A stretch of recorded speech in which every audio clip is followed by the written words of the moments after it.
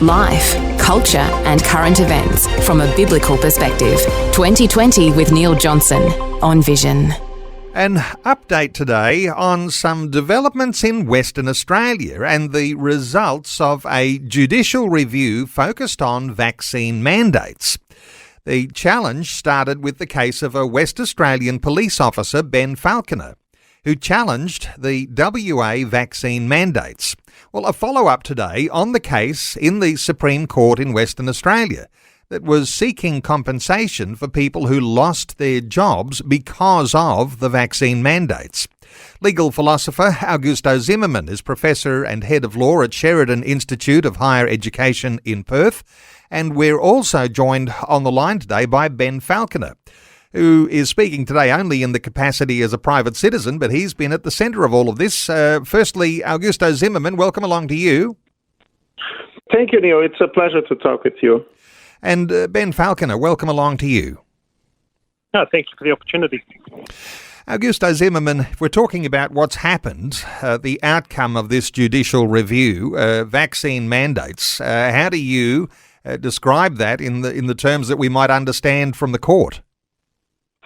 Yes, we have these brave police officers fighting for their rights according to the common law tradition of having their bodily integrity respected. They didn't want to subject themselves to a mandatory vaccination. That was a decision made by the then police commissioner, forcing every single police officer to be, as I say, subject to these compulsory measure. And they appealed from this, and there was a judicial review. And unfortunately, the decision made by the court was, by the justice in particular, was very negative because it was decided that, or determined that they would have to be vaccinated. As a result of this, it seems that the current police commissioner is indeed taking measures to fire these police officers. He, Ben Falconer, together with his colleagues, are now appealing from this decision, and it should be very soon lodged in the Court of Appeal here in Western Australia. There is also a possibility that in the long term, this matter can be entertained by the High Court of Australia on the grounds of a successful special leave. So the court case, the judicial review, went against you, Ben Falconer.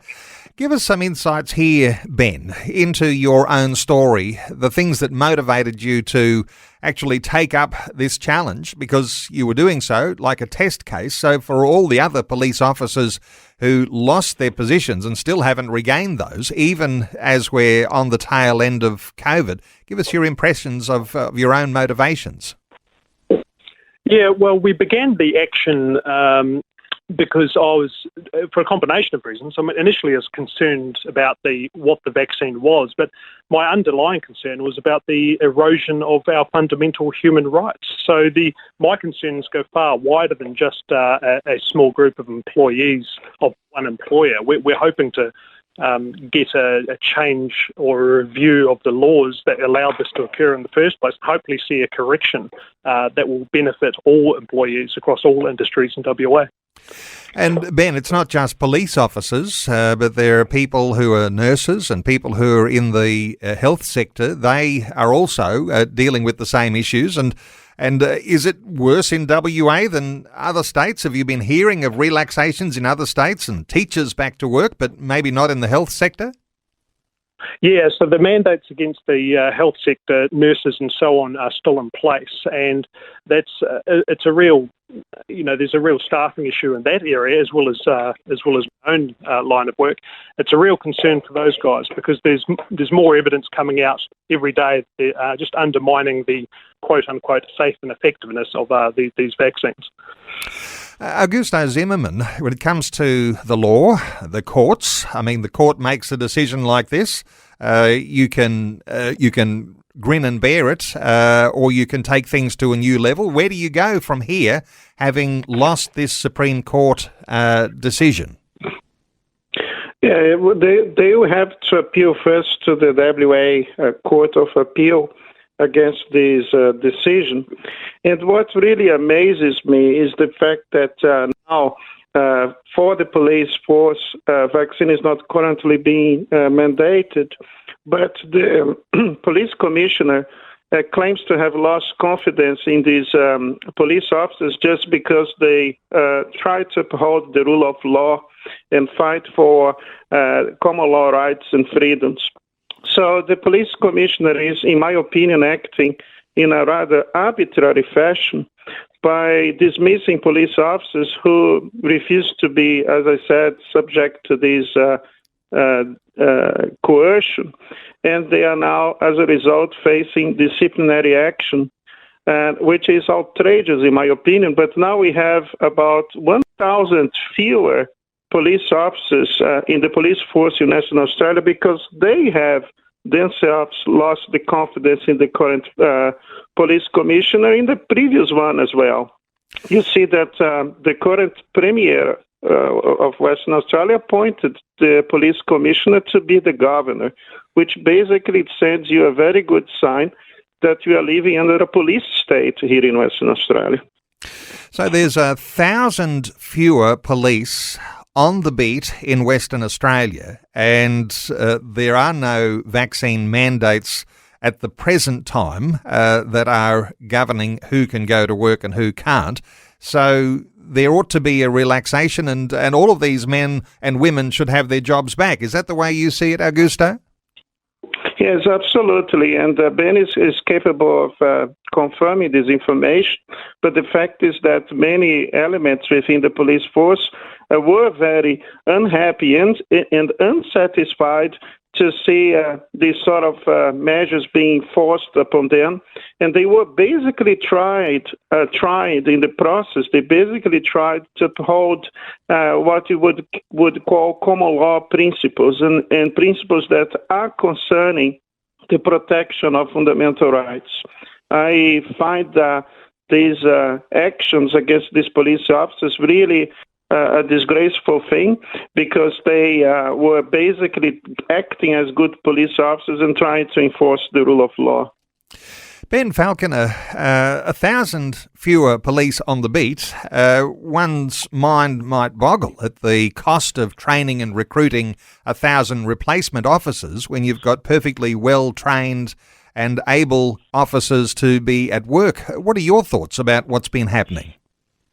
Yeah, the numbers, I don't have access to the precise numbers. So I think there's if I understand correctly, over about a 3-year period, there's been a massive drive to actually increase the total police numbers. They've recruited and trained about 1,000 officers, but they've lost about in the vicinity of 1,100 in that same time. So there's probably 100 or perhaps 200 less on the beat, but the attrition represents an erosion of experience because you can train an officer in 6 months, but that doesn't mean that they're going to operate with the same expertise that you might have from someone who's been in a job for 5 or 10 years, or the detectives and the leadership that have been leaving in that time. So there's a real shame what's occurring.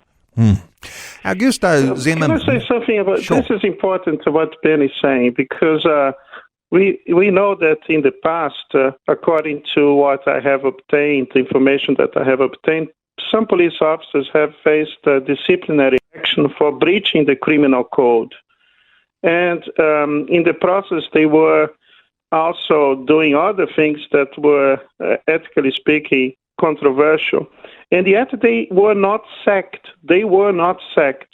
What happened to Ben and his colleagues is that they are being targeted for standing up for the rule of law, for principles, good principles. And in doing so, Ben and his colleagues are not making a sacrifice for nothing, because for them the rule of law means that a person should not have to be coerced, and they should have to choose, not have to choose, better saying, between having a job and being forced into do something that they do not consent.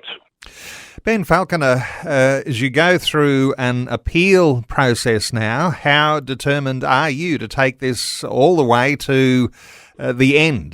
Could it go all the way to the High Court? Do you have the resolve to take it all the way there? the High Court is the destination that I want to get to. There is no, if we must fight every possible argument in the judiciary, because once it becomes apparent that there's no room there, then you're left with very few other civil options other than outright civil disobedience. And it's very concerning. So my ambition is to go to the highest court in the land and to test every aspect. Ben, a little more personal, how does this sort of process that you're going through, you don't have a job at present, perhaps even the likelihood that you might not be reinstated, what's this doing to your own family and your own mental health? How's that all getting affected? Look, it's an adventure, and it's been a very, obviously a highly stressful period. The police officers, myself, we're stood down on pay, so, but that's up in the air at the moment and may come to a rapid end, and perhaps just a matter of weeks when they, if they summons us before what's called an examination because they've charged us internally with not following these orders, and that process is underway as we speak. And it's distressing because it could be the end for a 14-year career of mine, and I've got about 20 or 30 other colleagues which are in the same boat, and it's a real sad time because the colleagues that have joined me in this fight, I would argue, have got the character and the moral fortitude that you'd want your police officers to have, the people that are aware of what individual liberties are and do have an awareness of how and when it's right to use force and when it's right to take somebody's liberties under lawful process of arrest. And we share those concerns, and we're now out there fighting to see that these liberties are not abused by our state government. Well, it sounds you're on a precarious situation. You haven't lost your job yet. You're prepared to take this all the way to the High Court, but you could be sacked even within weeks. Augusto, when you've got an officer like Ben Falconer going through a process like this, no doubt it's costly going through courts. Who pays for this sort of thing? Well, it's a very important question. You know that some people in Australia, they end up not being able to uphold their rights and to fight for what is right and just because they don't have the financial resources for that. To start an action, a legal action in Australia is very expensive. And Ben Falconer and his colleagues desperately need the support of the community because they are fighting for their rights, ultimately, of the community in general. So I would tell you that it's important that Ben is financially supported and that we can have a fundraising to support his cause. It seems that this is already taking place, and Ben Falconer then will be able to explain how those who want to contribute for the cause of justice and human rights and the rule of law can help him. Ben, I think you would be better to tell me what needs to be done. Ben, you'll be the spearhead of all of this, and as we're speculating there, 1,000 officers in WA alone that might be very, very interested in the outcome here. How do people support you financially? Yeah, it is an entirely crowd-funded, judicial review and legal process. We've got several channels for supporters to go to. You can go to either our GiveSendGo or GoFundMe page, and if you search in WA Injection Mandates Judicial Challenge, you'll find the pathways to help support us, and it's very much appreciated. Okay, the GoFundMe page, and listeners might know how to find that. Just Google GoFundMe, the Injection Challenge, and you'll be able to connect with Ben Falconer. To you, Ben, and to you, Augusto Zimmermann, thank you so much for taking some time to share these thoughts and an update with us today on 2020. Thank you, Neil. Yeah, thank you, Neil. Thank you very much. Thanks for taking time to listen to this audio on demand from Vision Christian Media. To find out more about us, go to vision.org.au.